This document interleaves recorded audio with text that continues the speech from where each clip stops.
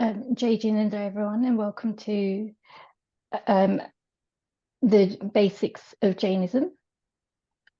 We've got Vinod Pai today, and he's going to give us a teaching on comparative religion. So I'm going to hand it over to Vinod Pai, who will start off with the Nauka mantra.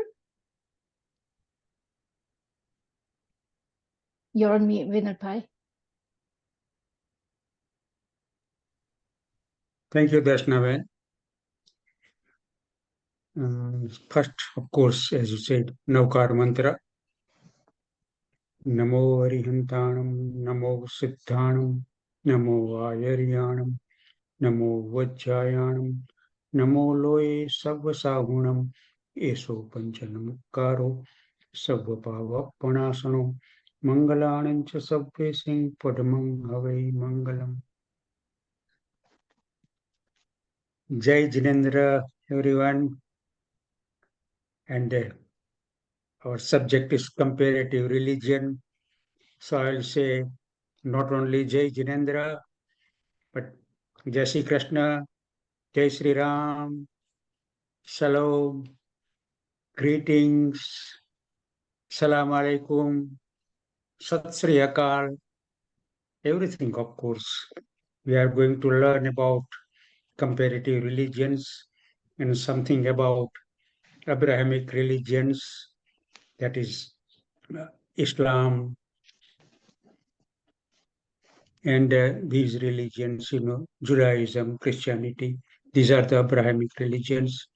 And religions from the Eastern subcontinent, Indian subcontinent, that's Buddhism, Jainism, Sikhism, and of course Hinduism, and one more religion, Zoroastrianism. So briefly, we'll go through everything. It's a very big subject, and in a way, one can spend as many weeks as he likes, but we'll finish everything today. So let me share some slides, and then I'll explain with that. So,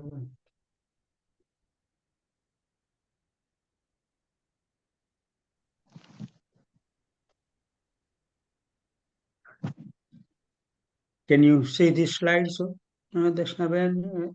All coming through fine. All coming through fine. Yes, all coming through good. Through. Very nice. Right. Now, these are the topics we are going to explore. Now, very briefly, we'll do that here. Man's suffering, creation of the universe, the true God, path leading to God and salvation, destiny, conduct and virtues, the origin, religious origin, doctrine, ascetic life, and worship practices. Now, as I said, we can divide all these religions in, say, Western part and Eastern part. A lot of generalization has been done because everything is so complicated. But let's have an overview first. Now, the first thing was suffering. Suffering is due to disobedience to God's will, not believing and not accepting of His law. That's Western outlook, more or less. And acceptance of God's will ensures that one will enjoy God's grace in eternal heaven. So God's will is the main and central idea, But in Eastern religions, that is Hinduism, Buddhism, Jainism, suffering is due to soul's ignorance. We can call it suffering is due to our karma as well. that I will explain later, and path which leads from ignorance to knowledge allows soul to attain immortality and liberation. Jain philosophy, of course, mentions this path which leads from ignorance to knowledge, because ignorance is the root cause of all our karmas. And knowledge, samyak jnana, samyak darshan, and samyak charitra, leads to moksha, liberation.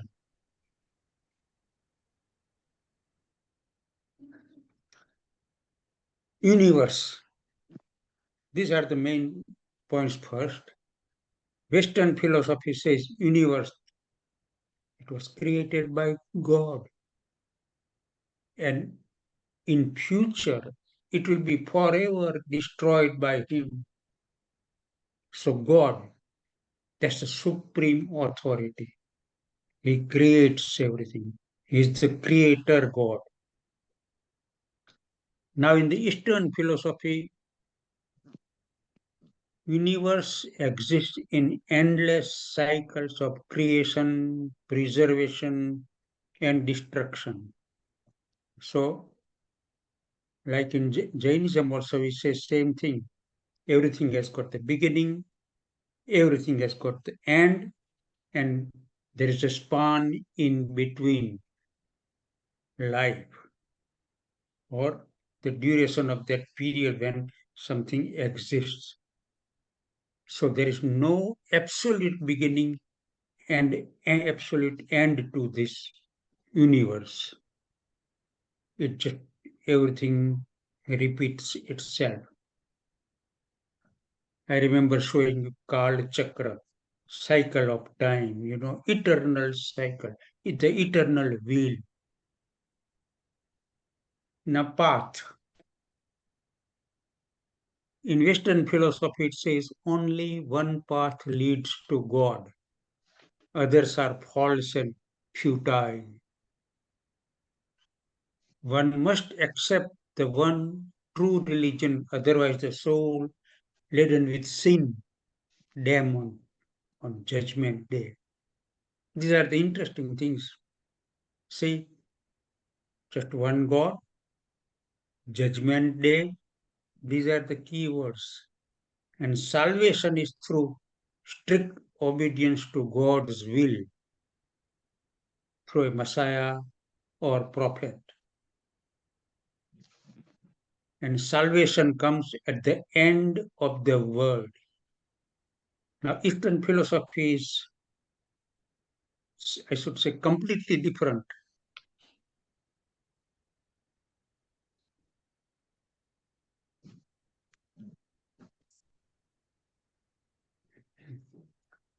Freedom to choose own form of worship. See, this is interesting.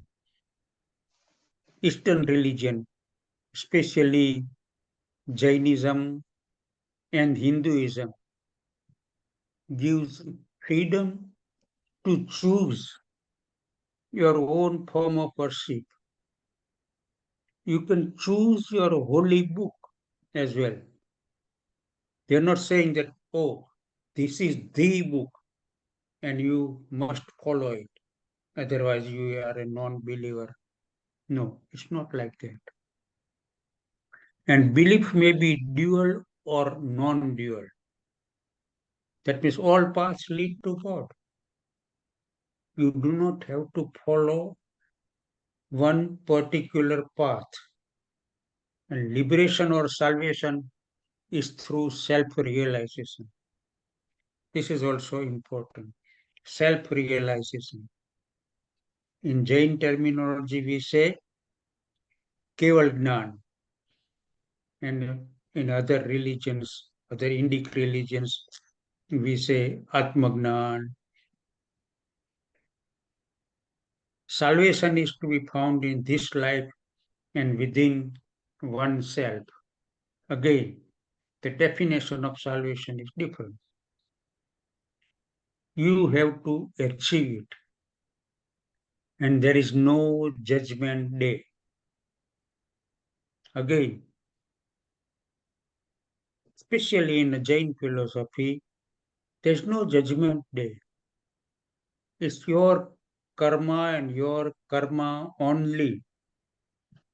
The quantity and the quality and the nature of the karma, the duration you have held, these things decide your next birth and whether you will be born in a king's house or in a poor man's house. You will be suffering with so and so things, or you might have a good life. All these things. But that is, there is no one there to judge you, or there is no one there who keeps your record of pluses and minuses. It happens automatically. But again, we'll go through one more time. Vinod Bhai, God. Huh? a quick question. Someone has asked, what does dual and non-dual mean? Right, let me see.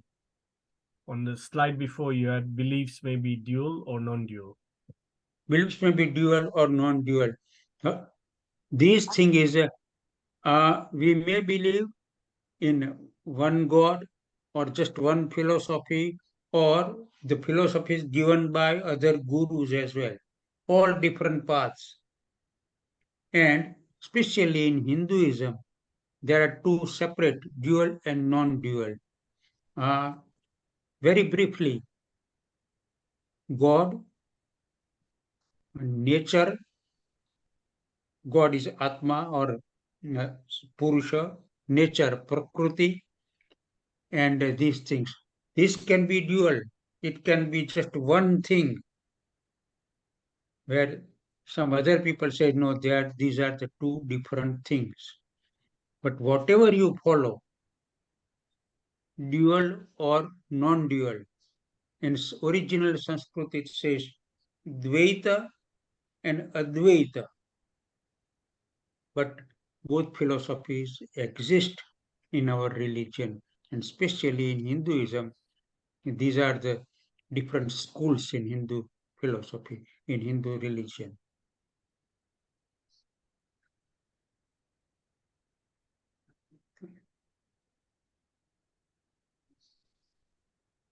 Right here, God's commands for a moral and ethical life.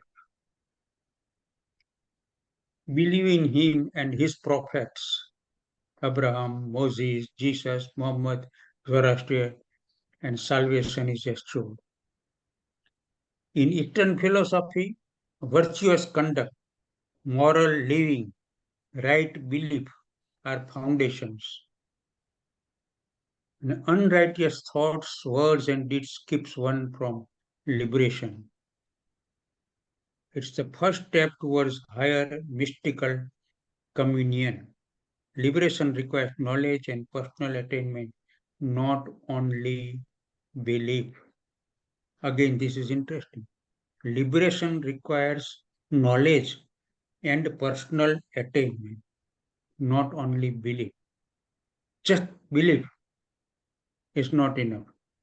You must have knowledge and you must practice as well. Again, if I compare with the Jain religion, it says Samyak Darshan, Samyak Gnan, Samyak Charitra.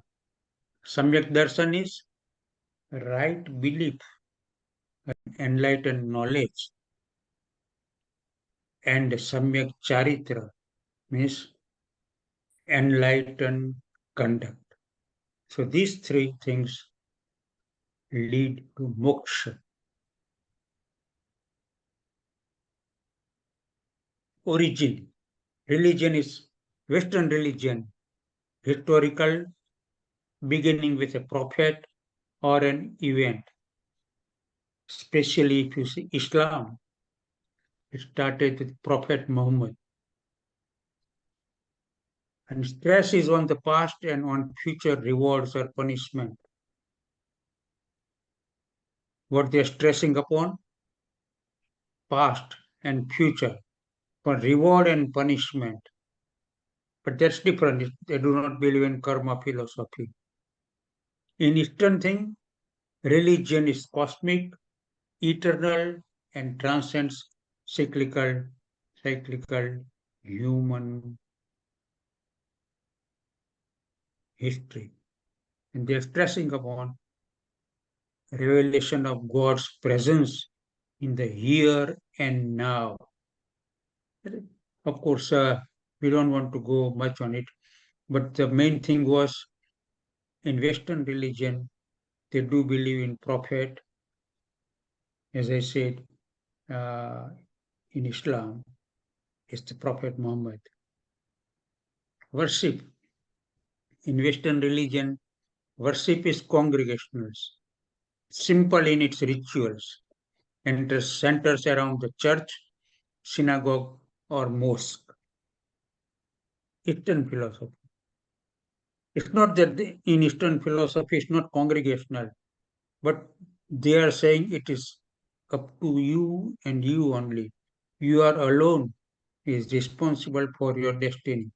So worship has to be an individual, more ritualistic and meditative. And it centers around the temple and home shrine. That's why Hindus, Jains, Buddhists, they usually have home shrine, mandir ke dirasar તમારા ઘરમાં હોય. And there's no special day in Hinduism, Jainism, Buddhism. Of course, in Western philosophy, especially in people go to church on Sunday and these things. But in Eastern philosophy, not like that. Of course, people go to temples and there are such more because it's holy day. But it's not in the religion. They do not say that a Sunday is a special day or Saturday is a special day. For Jewish people, Saturday is a special day, isn't it? Now, these three are called Abrahamic religion. Basically, these are the points. One and only one God. Universe was created by God. Human suffering is due to disobedience of God's will. God's message was revealed through prophet. One life and eternal judgment. There's a judgment day. Then there is a hell and heaven. Scripture has ultimate authority. That again, if you see all these religions, Judaism, Christianity, Islam, Scripture has the authority, especially in Muslim religion, Islam. Scripture is the authority. Quran is the authority. Whatever is said in that scripture is final, and you have to believe and you have to follow. And those who don't do that, they are regarded as non-believer. There's a special word for non-believer, kafir. And there's a lot is said in Quran about the non-believers. But we won't go into these things now. God chooses prophet and a congregational worship of society. And there is a special worshipping day as well. But as I said before, this is general. There are minute differences. Judaism is different than Christianity, and Christianity is different than Islam. But from bird's eye point of view, these are the three main things in Judaism, Christianity, and Islam. We're not Now, tight. So we've got a question from Getan Bhai. Modern teachings of Eastern beliefs emphasize specific days. Specific day, you mean? Yes, No, do modern teachings of Eastern beliefs emphasize specific days? specific day like Somvar or Mangawar, Monday or Tuesday is not like that. Specific day are holiday like Ram Navami, the birthday of Lord Rama. That can be regarded as a proper specific day. But otherwise, they do not say that every Saturday is a sacred day or Monday is a sacred day. It's not like that. Some people do fasts on Monday. Some people do it on Saturday. But it's not in scriptures, you know. Yeah. Thank you. I hope But that answers. Yeah. yeah, and as I said, in Judaism, you know, Saturday is a special day. In Christianity, people tend to go churches on Sunday. In Islam, they worship more or special worship on Friday. Friday prayers are there. Hmm. Thank you. Now, in Eastern religions, the common features are freedom to choose God or even no God. You might be surprised. Freedom to choose God or no God. Why is that? In Hinduism, Hinduism is very complex. It's a vast, big ocean. One of the philosophy, one of the texts which people used to follow a long time ago, says that you do not have to follow any God. That is called Sankhya philosophy. If there is any time, I'll go through that. And there is no judgment day, as I said, no eternal hell, heaven, no eternal hell in heaven. That means you can come out of these things, especially in Jain philosophy. When your punishment, so to speak, is over, you can come out of these things. Yeah, worshipping all day. It's not that you have to worship at 11 o'clock or 12 o'clock or these things. Not really.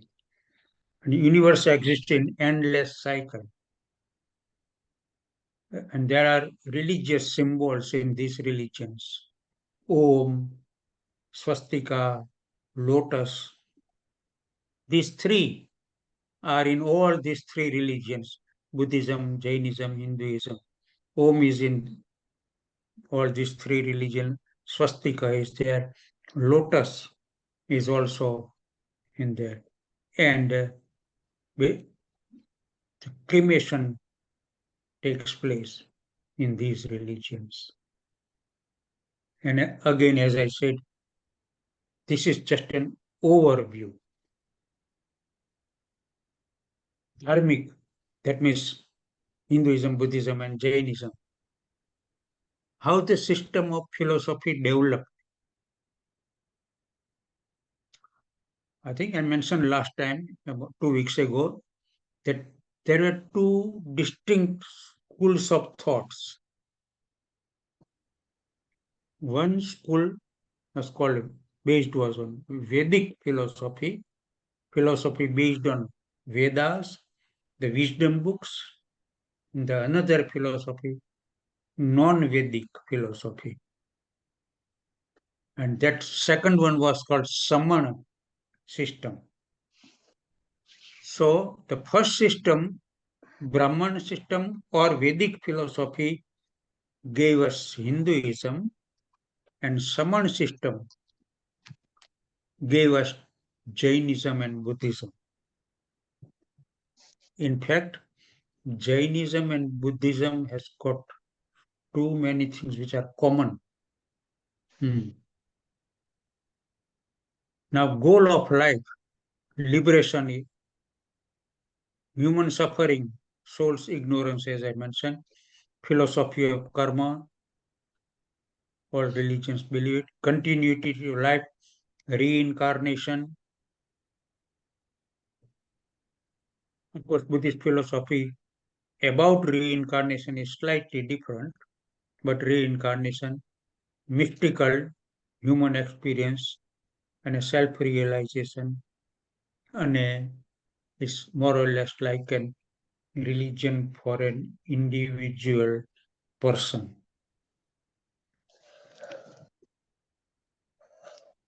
Right.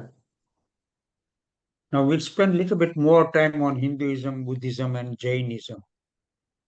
First, Hinduism. Very difficult to start. Where to start from? When did the Hinduism started? No one knows. People say it's Sanatan Dharma. Sanatan means eternal, because this name Hinduism did not exist thousands and thousands of years ago. It's either Sanatan Dharma or Vedic Dharma or different branches of this Dharma. But in Hinduism, there's a creator God, preserver God, and destroyer God.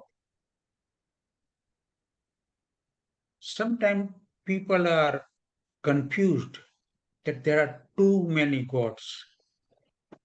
But to begin with, let me say there is just one God, a divine, all powerful, omnipotent, omnipresent energy. And these energy are divided into three parts. Creator. The different names have been given, that these are three different gods. Creator God, Brahma. Preserver, who sustains, maintains, preserves everything, is Vishnu. And destroyer God is Shankara or Shiva. So out of this one, there are three gods, three main gods in Hinduism: Brahma, Vishnu, and Shankar. Trinity of gods. God is universe and universe is God. God is everything. Whole Brahmanda is God, is Brahma, because that's the universe. At liberation, soul merges with God or universe. Soul becomes infinite. When there is a moksha, you merge with God. Especially in Swaminarayan Sampradaya. It's only 200 years old, Swaminarayan thing, but the philosophy is the original Hindu philosophy. He said that your soul merges with God when you are liberated. Akshar Brahma, that is what they are saying. And Hinduism is highly ritualistic. This has happened since thousands and thousands of years. They used to sacrifice animals. They used to perform yagna, that is worshipping fire and offering things in the fire. That's called yagna. And as I said, animal sacrifices, that was also happening. Scriptures have certain authority in the initial. Very interesting thing. It's not just one scripture. I mean, you can say that there is one holy book, but really speaking, there isn't one holy book. There are lots of holy books. Sure. First four are wisdom books, and they are called Vedas. Veda. So the whole philosophy, Hindu philosophy, was known as Vedic philosophy. Four Vedas. Rig Veda, that is the very first scripture, and I should say the very first book in human history. No exaggeration. You will not find older book older than this, written in perfect Sanskrit language. Not a book like that. So Vedas. So there is a general term for all these four Vedas, Shruti. And first Veda was Rug Veda. In Rug Veda, the very first thing, a mantra is there. You perhaps know which mantra is. Many of you perhaps know it. Gayatri mantra. So this is about more than 5,000 years old. Om Bhurbhuva Swaha Tat Savitur Varenyam Bhargo Devasya Dhimahi Dhiyo Yo Nah Prachodaya. Worshipping sun god and saying that please give me intel, make me an intelligent person. That is Gayatri mantra, and that is in Vedas. Then came other books. These are called Smruti. And the first books I should mention is Upanishads. Different sages at different time have composed these Upanishads. And there are at least 108 Upanishads on different subjects, yoga and soul and karma and code of conduct and everything. Beautiful books, Upanishads. You must read 3 or 4 books, especially Chandogya Upanishad, Katha Upanishad, Taittiriya Upanishad, Shvetasvatar Upanishad. These are beautiful books, and some good stories are also there about the life and death. Then Bhagavad Gita, regarded as the holy book. But Bhagavad Gita is just one big chapter in an epic book called Mahabharata. Mahabharata is a story of good versus bad, Pandava versus Kaurava. The battle took place, the war took place between them, and Bhagavan Krishna advises Arjun to fight. He gives various reasons, Atma, Karma, Gyan, that is knowledge, Yoga, and everything about the universe. So the Bhagavad Gita or Gita, there are 18 chapters in the Gita itself, everything written in Sanskrit poetry. And there are lots of Brahma Sutras as well. So these are the books. One cannot say that, oh, Gita is the only book, or Upanishad, this Upanishad is the only book. You have to follow this. Otherwise, you are a non-believer. No, it's not like that. You choose your own path. You choose your own book. That is what the religion is. You got the freedom to do this. And there are big story books. When I say story book, is a to epic Ramayana, story of Bhagwan Rama, how Ram fought Ravana, the evil king who was the king of Sri Lanka, Ceylon. That's a Ramayana. And Mahabharata, as I said, the war took place between the Pandavas and Kauravas, good people and bad. And what happened? And almost all scriptures in Hindu Dharma are Sanskrit. Sanskrit is proper, phonetical, systematic language and a beautiful language. The scriptures are written in Sanskrit. In Hinduism, there are 6 darshan. Darshan means point of views, how to attain moksha and how to live your life and everything. complete set of books, darshans. These 6 are Purva Mimamsa, Nyaya, Nyaya is the book of logic, Vaisheshika, Sankhya, and the Sankhya.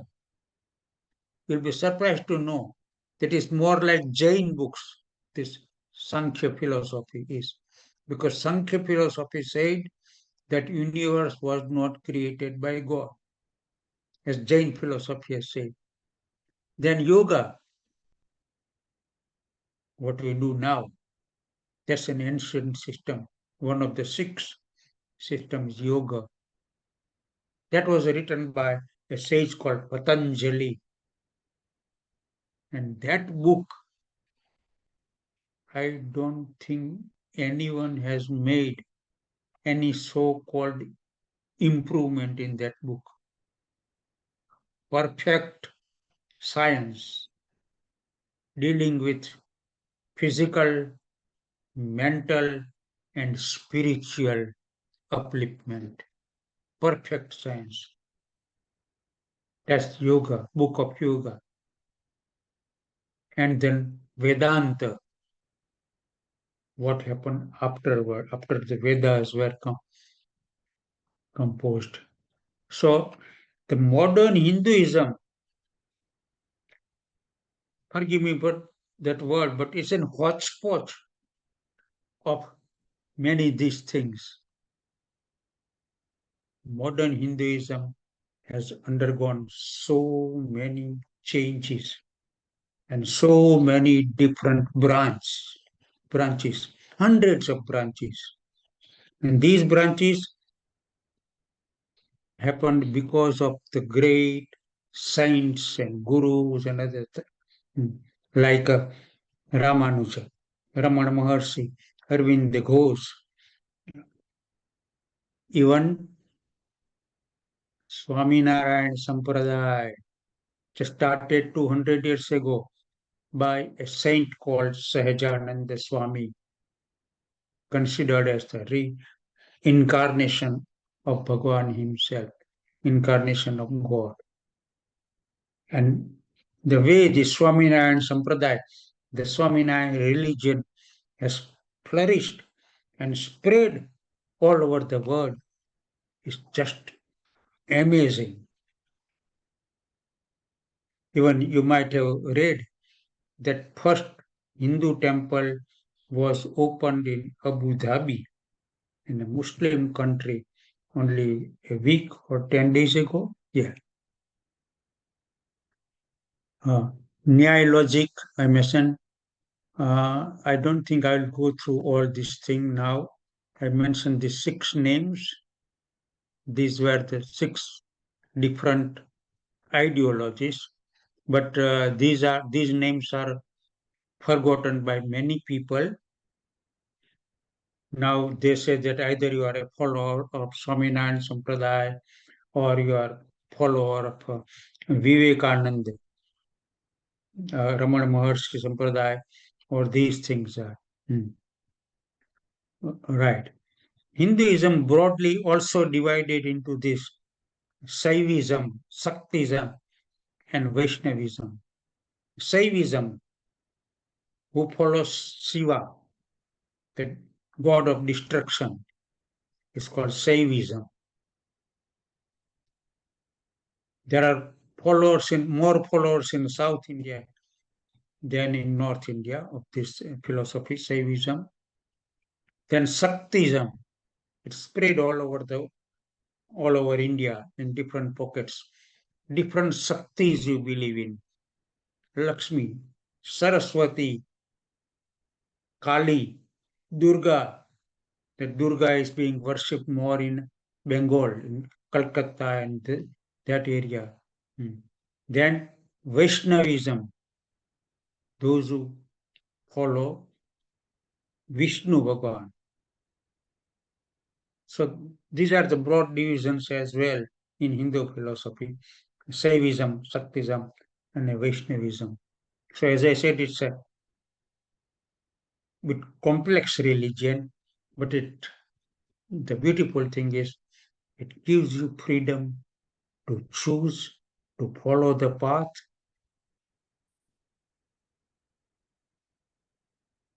Now, shall I mention something about Buddhism? Bhagwan Buddha was born in North India in the 6th century BC. Now, his father's name, as I got it, Subdhodan, and mother's name was Maya. What is somebody here? Yes. That's right. And he was born in Lumbini, which is in Nepal now, Now, in 563 BCE. Vinod Bhai, Huh? something has come up on your screen. I think if you just press escape, that's it. It's gone. It's gone. Gone, yeah. Okay. Right, yeah. So, Lord Buddha, as I said, he was born in Nepal. His father's name was Suddhodan, and mother's name was Mahamaya. Right. I don't think we've got time to go through his life and other things because he was a prince. He had seen a dead body, a person with disease, beggar, and other ailments and other things, poor things he saw. And then he had decided to renunciate this world. He left his palace, became an ascetic. He was also like Mahavira, was fasting for days and days and months, to attain Keval Gnan or supreme knowledge. But after 6 years of penance, he gave up this thing and he thought that, oh, this is not for me. And he did parna. He broke his fast. A girl named Sujata gave him kheer and he got some strength and started wandering, started preaching. He made disciples and he founded the religion which we know as Buddhism. Right. Very briefly, what is the philosophy of Buddhism? Bhagwan Buddha, because he had seen this dead body and person with different diseases and everything and beggar and all these things, he said the suffering exists. There's suffering everywhere. You cannot escape. You'll become old. You'll die. You might have all sorts of ailments, which is true now. It was true then. Suffering exists. So, what is the cause of suffering? And Buddha said that cause is this desire, Trishna. That's the original word, tanha, Trishna. Intense desire, craving is the cause of suffering. But he said, you can escape from this. There is a path leading to nirvana. So this is called four noble truths. Chattari Arya Satya. This is the first thing you learn when you start learning Buddhism. Here the fourth was the path. So what you do? What about path? Right. This is the path. Eightfold path to end suffering. Right belief, right thought, right speech, right action, right livelihood, right effort, right mindfulness, right meditation. Right, this word right is same in a Jain philosophy and Buddhist one. Samyak. It's very difficult to translate samyak. What is samyak? So people usually say right belief, right thought, right speech. In also Jain thing, right faith, right knowledge, and right conduct. But the original word is samyak. Samyak is maybe enlightened.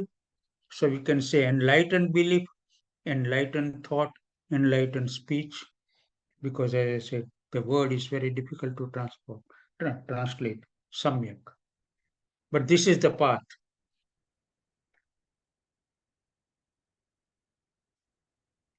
Right. Before I go to that, let me say a few more things about Buddhism. After Bhagwan Buddha's death, the religion was divided into two main parts, Mahayana philosophy and Hinyan philosophy. Hinyan philosophy is not actually the right word. It should be called Theravada. Theravada philosophy is the original teaching of Bhagwan Buddha.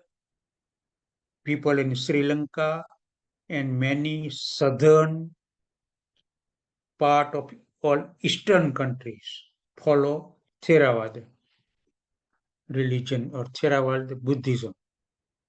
The second is Mahayana Buddhism. The northern part of these countries. And in India, Tibet, they follow Mahayana tradition. It's a bit newer tradition, but Mahayana tradition has adopted, I'm using this word adopted, so many different semi-gods and all sorts of temples have come up. In Theravada Buddhism, there is also a temple of Bhagwan Buddha, one you can see on Kingsbury Road. If you have time, you can go and see it. That's a Theravada Buddhism. The temple is run by Sri Lankan people. Yeah. Now Jainism. You know a lot of things about Jainism, but let me mention this as well. There are 24 Tirthankaras. The first was Lord Adinath, born millions and millions of years ago.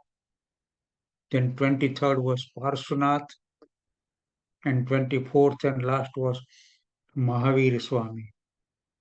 Mahavir Swami was born in 599 BCE, lived for 72 years, and died.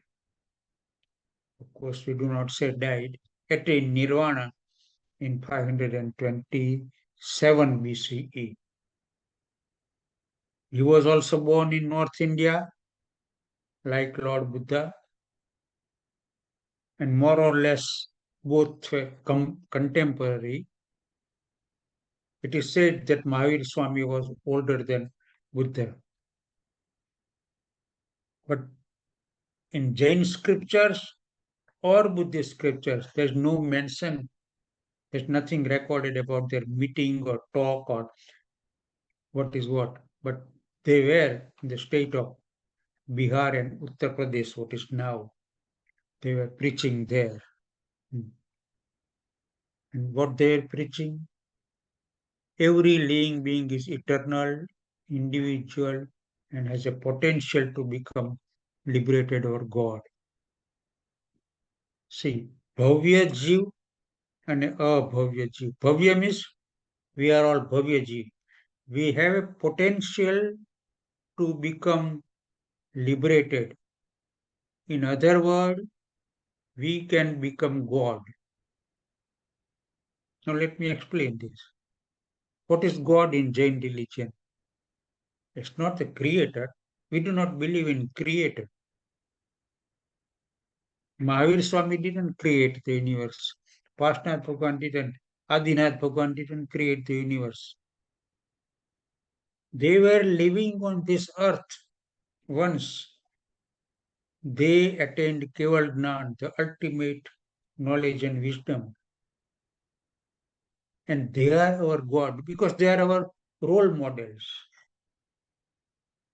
So we have got that potential to become God.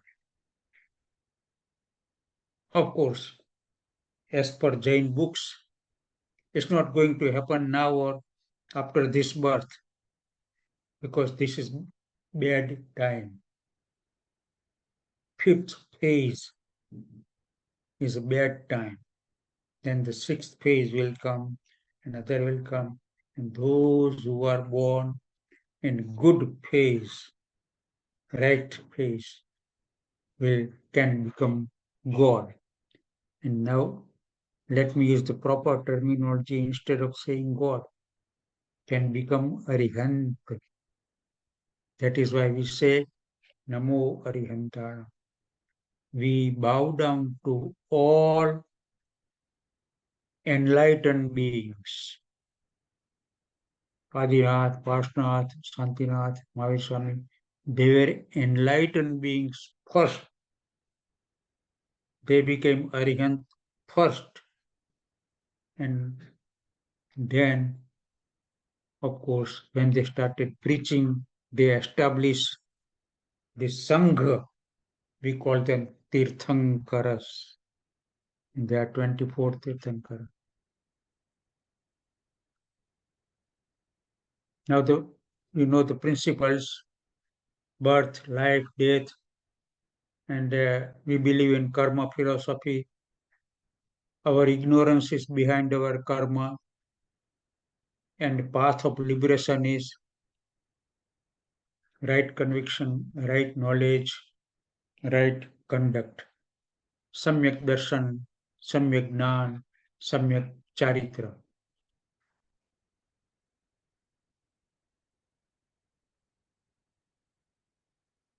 Let me say something about scripture.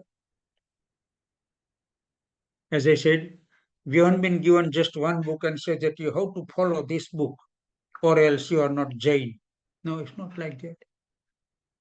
Shwetambar Murti Pajav's got 45 books, 45 agam. And any agam can liberate you, can show you the right path. Digambars have got their own books. They're called Shastras. Again, very good. So scriptures. And our scripture, Jain scripture, are written in Ardha Magadhi language. See, Hindu scriptures are written in Sanskrit language and Jain are written in Ardha Magadhi, or common name is Prakrit language. Prakrit means language of common mass. Natural language is called Prakrit language, and one version of Prakrit language is called Ardha Magadhi language. So that is Jain scriptures are in Ardha Magadhi language. Buddhist scriptures are also in Prakrit language. But again, dialect is slightly different, and that is called Pali. So Buddhist scriptures are written in Pali language.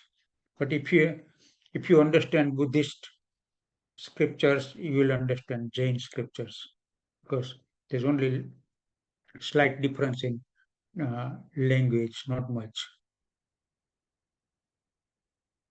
Right.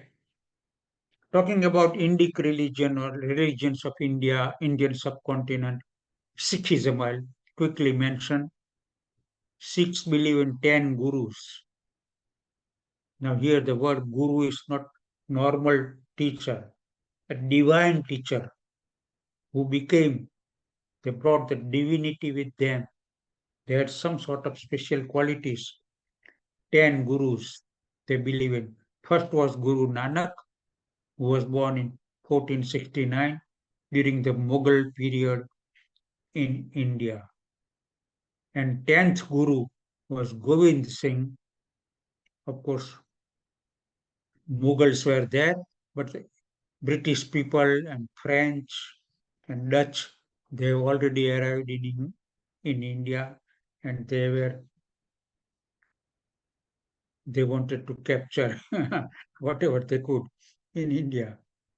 So after 10th Guru, there is no Guru. Guru of Sikh people is the Guru Granth Sahib, their holy book is the Guru, and they have no temple, but it's called Gurudwara. Their temple is called Gurudwara, and that religion, Sikhism, is more or less founded on the philosophy of Islam and philosophy of Hinduism. I should say roughly 20% Islam, 80% Hinduism. That's a Sikh religion.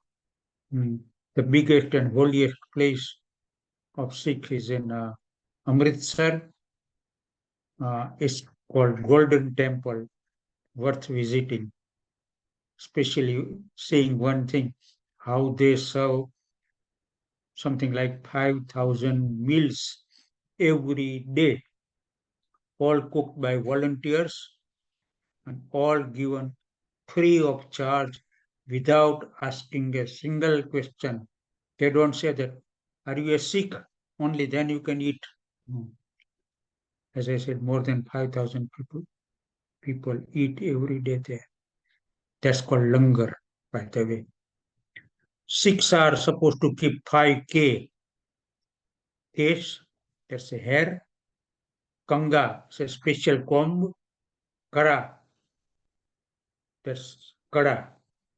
Kacha is there a brief, longer brief, but it's a special brief. And kirpan, like a sword.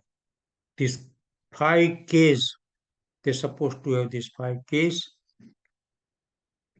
as per their Guru Granth Sahib, as per their religion.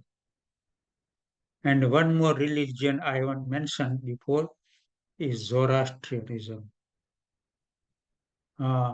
Perhaps the oldest religion is the Zoroastrianism. Even historians say that it is 7,000 years old.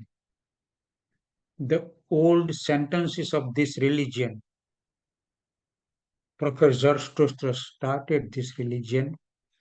They believe in Ahur Mazda, fire. These people, we call them Parsis now, they came to India and settled there. They came as refugees. So Parsis are living in India, more or less in Mumbai and Gujarat and other things. The population is dwindling. There are only 70,000 Parsis are there in India now, which is a very sad situation. But you know some of the great Parsi names. The Tata, very, very, very big businessman. Tata Motors, Tata Airline, they bought Air India even. The very first MP in the British Parliament was Parsi, Dadabhai Nauroji. You might have heard the name of famous singer Freddie Mercury. He was Parsi, a Gujarati fellow. Then Zubin Mehta, conductor of a Philharmonic Orchestra, and a lot of other people, and so many people in Bollywood and Hollywood. They are Parsi people, very nice people, very nice religion. One thing I mentioned, I would like to mention is, if you go to Rainers Lane, there's a Parsi center there, Zoroastrian center, and something is written on the wall, very big writing. Bhukta, Humata, Hukrota. Good words, good mind, good thought. No, sorry, good thought, good words, good conduct. In Jainism, we say the same thing. Manthi, vachanthi, kayathi. Saru man, sari vani, saru conduct. So you can see the similarities there. So much similarities. I think we are coming towards the end. If there are one or two quick questions, I'll take it. Otherwise, we finish here. So Vinod bhai, a question I watch here. People, so the question is, people that attain nirvana become God, or do they leave the cycle of life? Siddhas. In Jainism, nirvana or moksha, that means it's your last birth. You leave cycle of birth and death. And you attain, your soul goes on Siddha Sila, and forever it rests there in eternal bliss. That is what the Jain philosophy is. The definition of nirvana in Buddhist religion is slightly different. You can have nirvana when you attain the perfect knowledge and wisdom. That is also called nirvana there in Buddhist philosophy.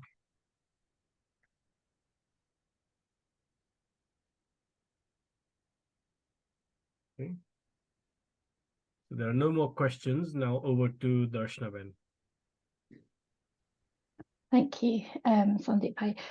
Thank you, Vinod Bhai, for such a lovely teaching on all these religions. I can say for sure that I learned so much, and I'm sure everyone else will say the same. So thank you for delivering such a lesson to us. Before we end today, there's a couple of announcements that we'd like to make. First one is Ambel is shortly approaching, and everyone is welcome to the Derasur. Dates will be given in the chat for Ambel.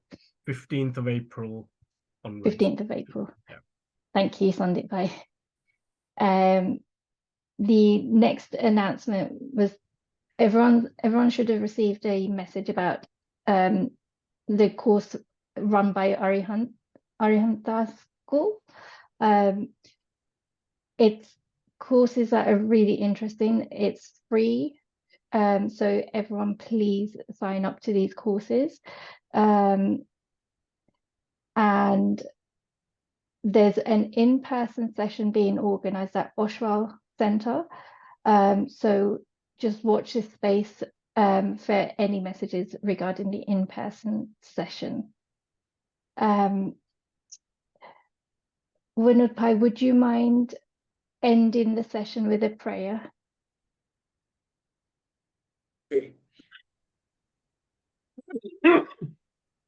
Chattari Mangalam, Arihanta Mangalam, Siddha Mangalam, Sabhu Mangalam, Kevali Pannato Dhamma Mangalam, Chattari Loguttama, Arihanta Loguttama, Siddha Loguttama, Sabhu Loguttama, Kevali Pannato Dhammo Loguttamo, Chattari Saranam Pavajjami, Arihante Saranam Pavajjami, Siddhe Saranam Pavajjami, Sabhu Saranam Pavajjami, Kevali Pannattam Dhammam Saranam Pavajjami. Khame mi sabva jive sabve jiva kamantu me mitte me sabva bhuyesu veram majjana kanai. Thank you very much, Vinod Bhai. Our next session will be on 28th of March. Topics will be announced on the group chat. Thank you very much, everyone. Thank you.